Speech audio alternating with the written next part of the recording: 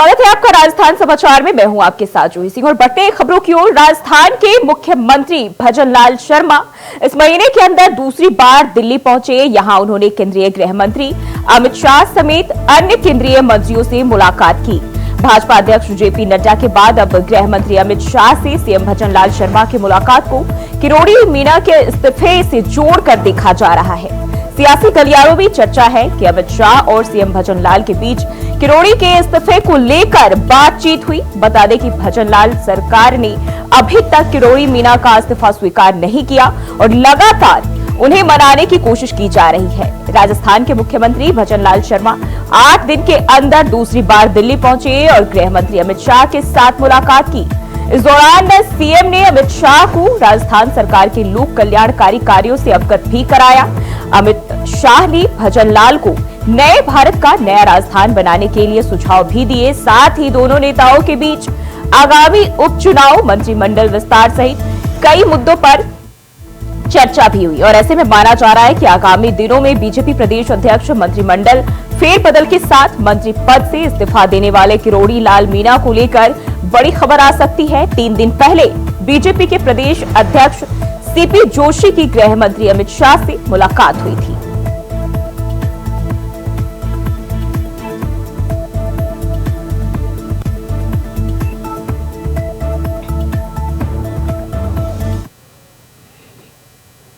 और वहीं प्रश्नकाल के साथ राजस्थान विधानसभा की कार्रवाई जारी है। विधानसभा क्षेत्र बिलाड़ा के अस्पतालों में रिक्त पदों को लेकर प्रश्न किया गया, जिसका मंत्री खींवसर ने जवाब देते हुए कहा कि हर एक पद है, उनको भरने की प्रक्रिया पूरी कर रहे हैं।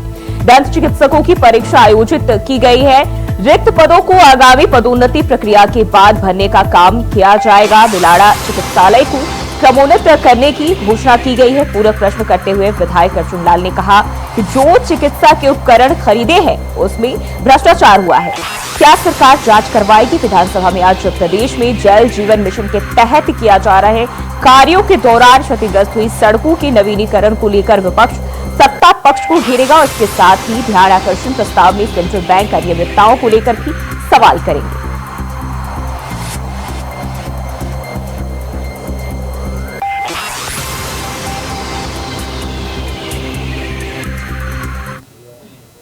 और बढ़ते हैं आगे। राजस्थान विधानसभा के बजट सत्र में कांग्रेस विधायक अमीन कागजी द्वारा दिए गए बेचारी मैडम वाले बयान पर प्रदेश में सियासत गर्मा गई है। उप मुख्यमंत्री दिया कुमारी ने एक वीडियो जारी कर इस बयान की निंदा की है और विपक्षी नेता को करारा जवाब दिया है। आइए सुनाते हैं क्या कुछ कहा। आप जो कांग्रेस की मानसिकता है वो दर्शाता है। इस तरह के बयान इनके एमएलए दे रहे हैं। जब इनकी पार्टी सत्ता में थी उस समय भी इन्होंने महिला विरोधी बयान दिए थे। इनके सरकार में इनके जो मंत्री थे उन्होंने कहा ये तो मर्दों का प्रदेश है, और आज इनके एमएलए कह रहे हैं कि महिला वित्त मंत्री है, बिचारी महिला वित्त मंत्री। इसका मतलब आपको बहुत बड़ी आपत्ति है आपको कि महिला वित्त मंत्री कैसे बन गई। और देखिए बीजेपी की जिस तरह से भारतीय जनता पार्टी महिलाओं को इतना बड़ा पद दिया, केंद्र में भी महिला वित्त मंत्री, यहाँ भी महिला वित्त मंत्री बनाया है, तो महिला सशक्तिकरण में बहुत बड़ा कदम है। उससे इनको आपत्ति, इनको प्रॉब्लम है कि महिला को आगे नहीं बढ़ना चाहिए, महिला को सिर्फ घर पे बैठना चाहिए और कुछ काम नहीं देना चाहिए, ना महिला को कोई पद मिलना चाहिए। ये बहुत ही इस तरह की मानसिकता है, बहुत ही ओछी मानसिकता दर्शाता है और ये बहुत गलत बयान है, महिला विरोधी बयान है। और जो साधुओं की इन्होंने इस तरह से बात की है ये भी बहुत गलत बात है। हम सब जानते हैं कि कांग्रेस पार्टी और इनके सारे इनका जो ये गठबंधन है वो पूरा का पूरा सनातन विरोधी गठबंधन है। पहले भी इन्होंने सनातन के बारे में, हिंदू धर्म के बारे में उल्टे सीधे बयान दिए थे इनके लीडर्स ने, और आज भी उसी दिशा में चल रहे हैं। और जनता ने देख लिया है कि किस तरह की मानसिकता रखती है ये पार्टी, और बहुत ही गलत। और वहीं यूडीएच विभाग में ट्रांसफर से लेकर टेंडर तक सभी कार्यों की स्वीकृति अब यूडीएच मंत्री झावर सिंह खर्रा से लेनी होगी। खर्रा ने आवासन मंडल सहित प्रदेश के नगरीय निकायों, नगर विकास न्यास और विकास प्राधिकरण में सरकार स्तर पर होने वाले कार्य विभाजन के स्टैंडिंग आदेश जारी कर दिए हैं। उन्होंने इसमें कई अतिरिक्त वित्तीय और प्रशासनिक अधिकारियों को न देते हुए अपने ही पास रखे हैं। प्रदेश में अब लोकल बॉडीज में कोई भी काम यूजीएच मंत्री की स्वीकृति के बिना नहीं हो सकेगा और इस संबंध में मंत्री झाबर सिंह खर्रा ने स्टैंडिंग आदेश जारी किया है, जिसके तहत छोटा सा टेंडर करने से लेकर कर्मचारियों के कार्य और प्रतिनियुक्ति की अंतिम स्वीकृति उनसे लेनी होगी। यही नहीं, 20 लाख से ज्यादा का फर्नीचर भी खरीदना होगा तो उसके लिए भी फाइल मंत्री स्तर पर भेजनी होगी।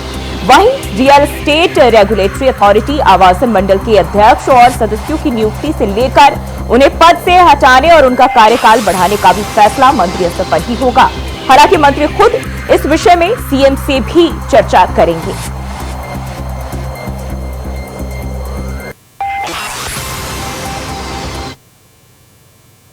और बढ़ते हैं आगे, प्रदेश की भाजपा सरकार ने housing and urban development corporation limited यानी हुडको के साथ 1 लाख करोड़ का एमओयू साइन किया। एमओयू के तहत अगले 5 सालों तक हुडको राज्य सरकार को पानी, सिंचाई और बिजली जैसे बुनियादी ढांचागत परियोजनाओं के लिए प्रतिवर्ष 20,000 करोड़ रुपए का लोन देगा। सीएम भजनलाल शर्मा की उपस्थिति में सीएमओ में यह एमओयू हुआ और इस मौके पर सीएम ने कहा कि राजस्थान को ऊर्जा के क्षेत्र में सिरमौर बनाने तथा पेयजल और सिंचाई के लिए बुनियादी ढांचे को मजबूत करने के लिए काम कर रही है। इस संकल्प को साकार करने की दिशा में राज्य सरकार सभी आवश्यक वित्तीय संसाधन सुनिश्चित करेगी। आज का ये एमओयू विकसित राजस्थान के लक्ष्य की प्राप्ति में मील का पत्थर साबित होगा। इस मौके पर मुख्यमंत्री भजनलाल शर्मा ने कहा कि राजस्थान ने बिजली और पानी की निर्बाध आपूर्ति के क्रम में महत्वपूर्ण प्रगति अर्जित की है और प्रदेश में 28,500 मेगावाट की अक्षय ऊर्जा एवं 3,325 मेगावाट की थर्मल परियोजनाओं के लिए 1,50,000 करोड़ रुपए के निवेश को लेकर एमओयू हो चुके हैं। राजस्थान ऊर्जा और पेयजल के क्षेत्र में आगे बढ़ेगा।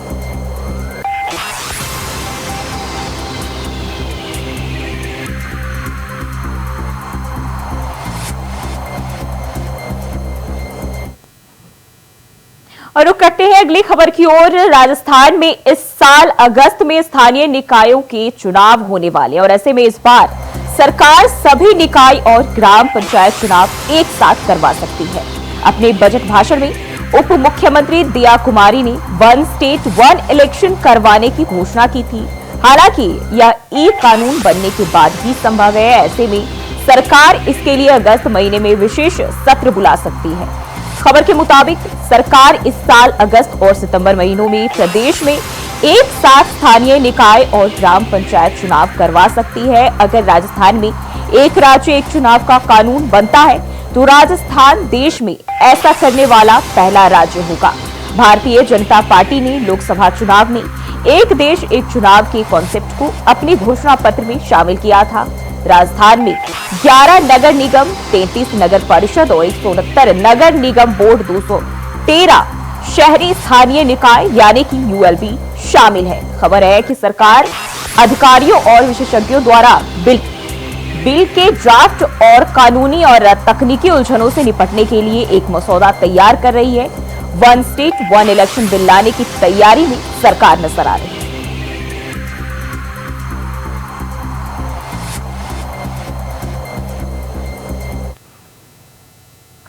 और वहीं जेडीए की प्रवर्तन शाखा ने राजधानी जयपुर में जोन 8 में सांगानेर सर्कल से Chordia petrol pump, Malpura gate, Sawai Madhopur railway line, टूटी पुलिया तक रोड के दोनों तरफ करीब 5 किलोमीटर तक अतिक्रमण हटाए। मुख्य नियंत्रक प्रवर्तन महेंद्र कुमार शर्मा ने बताया कि 350 स्थायी और अस्थायी अतिक्रमणों को हटाया गया। वहीं चौरड़िया पेट्रोल पंप के सामने यातायात अवरुद्धों को हटाकर यातायात के लिए सुगम राह की गई।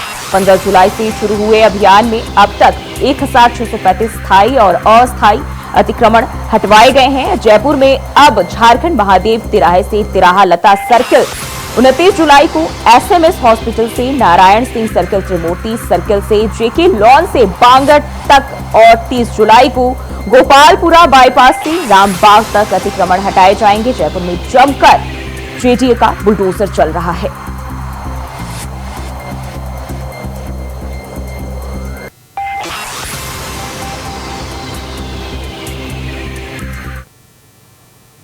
और वहीं बढ़ते अगली खबर की ओर। एक डॉक्टर ने अपनी कार में से एक महिला को कुचल दिया। टक्कर मारने के बाद डॉक्टर भाग गया। कुछ ही देर में वापस घटनास्थल पर आया, लेकिन घायल को हॉस्पिटल ले जाने की बजाय ये कहकर निकल गया कि मामूली सी चोट है, अभी बेहोश है। हादसा अलवर की टहल थाना क्षेत्र के गांव पालपुर के पास बुधवार रात करीब 8 बजे की बताई जा रही है। टहला थाना निधिकारी ब्रजेश तंवर ने बताया कि कार निजी हॉस्पिटल का डॉक्टर चला रहा था। उनका बेटा भी डॉक्टर है और वो भी साथ था। परिजनों की मांग पर बोर्ड से पोस्टमार्टम कराया जा रहा है। महिला के बेटे और पति मेडिकल बोर्ड से पोस्टमार्टम की मांग पर अड़ गए। उन्होंने शव लेने से मना कर दिया और पुलिस पर डॉक्टरों के दबाव में मामले को दबाने का आरोप लगाया।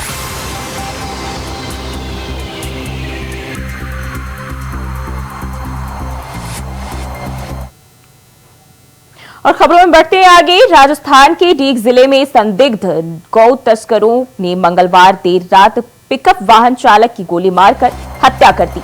2 लोग पिकअप वाहन में गायों की तस्करी कर रहे थे और इस मामले को लेकर राजस्थान के नेता प्रतिपक्ष टीकाराम जूली ने प्रदेश की सरकार पर निशाना साधा। पिकअप वाहन में गायों की तस्करी का यह मामला है। बात यह कि प्रदेश के अंदर कानून व्यवस्था लगातार बिगड़ती जा रही है। आज जिस प्रकार से मुख्यमंत्री जी के गृह जिले के अंदर ये घटना आई है, एक तरफ गोरक्षक उनको गोतस्कर बता रहे हैं, दूसरी तरफ गांव के लोग ये कह रहे हैं कि हमने गांव से जो गायें थी फसल को खराब कर रही थी उनको दूसरी गौशाला में हमने भेजा है। दोनों ही तरीके की चीजें हैं, लेकिन सबसे पहली बात यह है कि गोली किसने चलाई, क्यों चलाई, गोली चलाने की स्थिति क्यों पैदा हुई और क्या कानून नाम की कोई चीज प्रदेश के अंदर नहीं है। चाहे गोली गोतस्कर चलाए, चाहे गोली पुलिस चलाए, पूरे मामले की जांच होनी चाहिए। जो भी तथ्य पब्लिक के सामने आने चाहिए और जो भी दोषी उनके खिलाफ कड़ी कार्रवाई इसके अंदर। और रुकते एक छोटे से ब्रेक के लिए फौरन हाजिर होते हैं। ब्रेक के बाद स्वागत है आपका और बढ़ते हैं खबरों की ओर। राजस्थान के बहुचर्चित गैंगस्टर आनंद पाल सिंह एनकाउंटर मामले में सीबीआई की ओर से पेश क्लोजर रिपोर्ट को एसीजेएम सीबीआई कोर्ट ने अस्वीकार कर दिया है। साथ ही एनकाउंटर में शामिल 7 पुलिस अधिकारियों और कर्मियों के खिलाफ हत्या की धारा 302 के तहत मुकदमा चलाने और जांच के आदेश दिए गए हैं। ध्यान देने वाली बात यह है कि आनंद पाल एनकाउंटर में शामिल पुलिस कर्मियों को तत्कालीन गहलोत सरकार ने विशेष पदोन्नति दी थी। कोर्ट ने आनंद पाल एनकाउंटर मामले में तत्कालीन चुरू एसपी सहित 7 पुलिस अधिकारियों के खिलाफ मुकदमा चलाने के आदेश दिए हैं। कोर्ट ने परिवारवादियों के अधिवक्ता से गवाहों की सूची भी मांगी है। 24 जून 2017 को चुरू जिले के मालासर गांव में एसओजी ने गैंगस्टर आनंद पाल सिंह का एनकाउंटर किया था और इस मामले में जोधपुर की एसीजेएम कोर्ट में केस जो है वो चल रहा था और सीबीआई की ओर से पेश की गई क्लोजर रिपोर्ट को कोर्ट ने अस्वीकार कर दिया।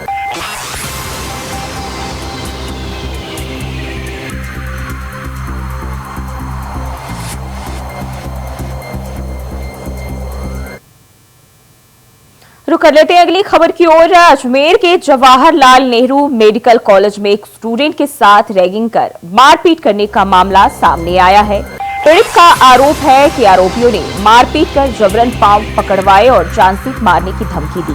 कोतवाली थाना पुलिस ने पीड़ित की रिपोर्ट पर मामला दर्ज कर जांच शुरू कर दिया है। खाचरियावास निवासी अंकित समोता ने कोतवाली थाने में शिकायत भी की और इसमें बताया कि वह जवाहरलाल नेहरू मेडिकल कॉलेज अजमेर में पैरा मेडिकल कोर्स का स्टूडेंट है।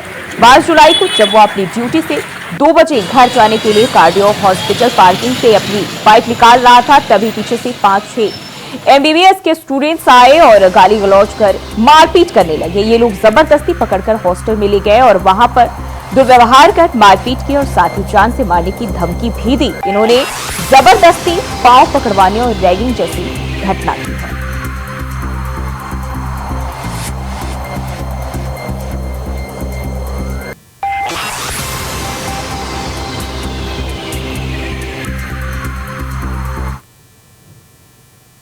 वहीं शहर में पानी की समस्या मानसून सीजन में भी जस की तस बनी हुई है। वार्ड संख्या 22 की महिलाओं ने गुरुवार दोपहर को पानी नहीं मिलने की समस्या से परेशान होकर बारिश के दौरान ही रोड जाम कर दिया। इससे यातायात बाधित हो गया। महिलाओं ने कहा कि कई बार अवगत कराने के बाद भी अधिकारियों की ओर से सिर्फ आश्वासन मिल रहा है, पानी की बूंद नहीं आ रही है। जिन घरों में पानी आ रहा है वहां भी गंदा पानी आ रहा है, जिसे किसी काम में नहीं लिया जा सकता है।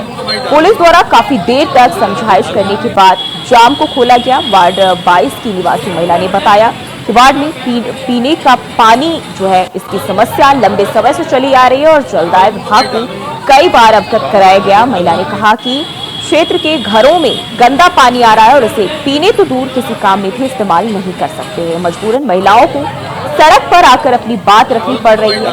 महिला ने कहा कि एक हफ्ते से पैसे से पानी मंगाकर काम में लिया जा रहा है। पीने के लिए घरों में कैंपर मंगवा रहे हैं।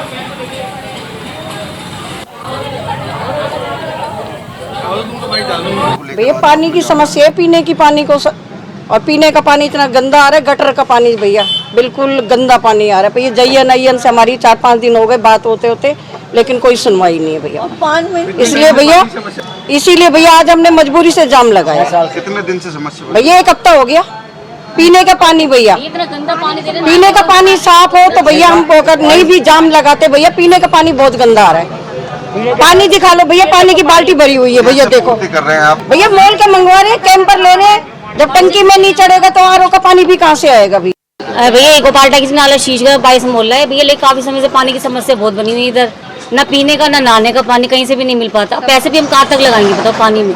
बच्चों के क्या क्या पानी तो देते हैं, तो हमारा निवारण तो करो पानी। तो मैंने जयन को बोला है, बिल नहीं देते क्या भैया? बहुत शिकायत करी, शिकायत सुन भी लेते हैं वो, हाँ कर देते हैं, ठीक है कर देंगे लेकिन फिर वही अपने पे आते थे, वही गंदा पानी पीने लग जाते हैं। बताओ आज भी हमने इसी बारे में बात करी थी उनसे जल विभाग से, लेकिन फिर भी उन्होंने कोई निर्णय ले लिया, हाँ करके उन्होंने फोन काट दिया सर हमारा।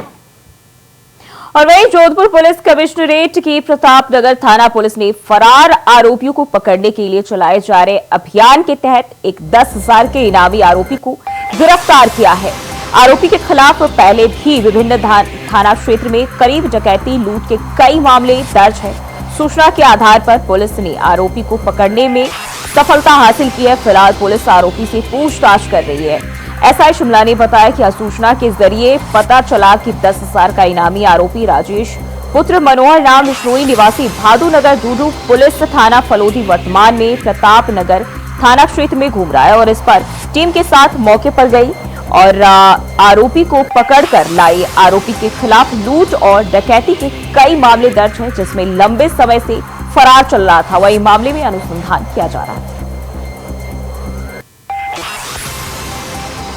आज सूचना मिली मुझे दिन में लगभग 3 बजे के आसपास कि एक फलोदी का मुलजिम जो वांटेड था और 10,000 का इनामी है, वो यहाँ हल्का क्षेत्र में घूम रहा है। मैं तुरंत मेरी टीम को लेके मौके पे पहुंची।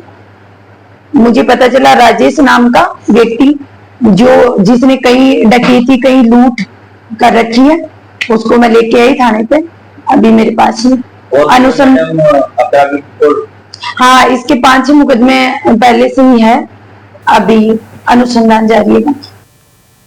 और वहीं कोटपुतली के बानसूर के हसरौरा में 11,000 की बिजली लाइन का तार टूटकर नीचे गिरने से सब्जी की दुकान करने वाले 2 युवक की करंट की चपेट में आ जाने से गंभीर रूप से झुलस गए, जिसमें एक युवक की अस्पताल में इलाज के दौरान मौत हो गई। वहीं दूसरा गंभीर रूप से घायल बताया जा रहा है, जिसका इलाज बानसूर उप जिला अस्पताल में जारी है। घटना हरसौरा बस स्टैंड की बुधवार की शाम करीब 8 बजे की बताई जा रही है, जहां सुंदरलाल सैनी और जसवंत सिंह सब्जी की दुकान करता है और इस दौरान ऊपर से जा रही 11,000 केवी की लाइन टूटकर नीचे दुकान के ऊपर टीन शेड पर गिर गई, जिससे दोनों युवक करंट की चपेट में आ गए। दोनों युवक गंभीर रूप से झुलस गए। घटना की सूचना पर आसपास के दुकानदार मौके पर पहुंचे और घायलों को हरसौरा सीएचसी लाया गया, जहां डॉक्टर ने बानसूर उप जिला अस्पताल के लिए रेफर कर दिया।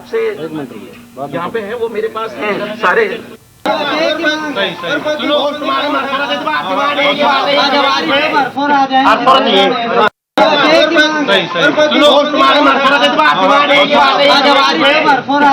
विभाग उसके ऊपर चढ़ गया उससे।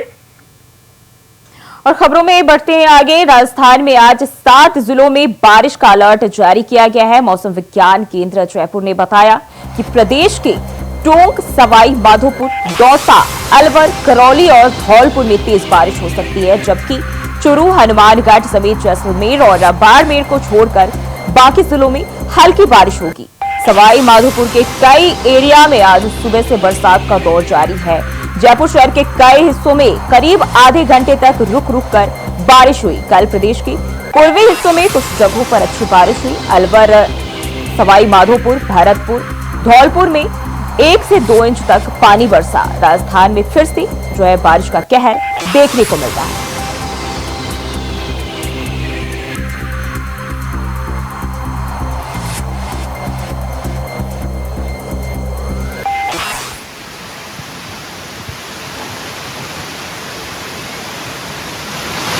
पिछले 48 घंटों से राजस्थान के कुछ इलाकों में फिर से हुए मानसून के सक्रिय के प्रभाव से कई इलाकों में बारिश की गतिविधियों में बढ़ोतरी हुई है।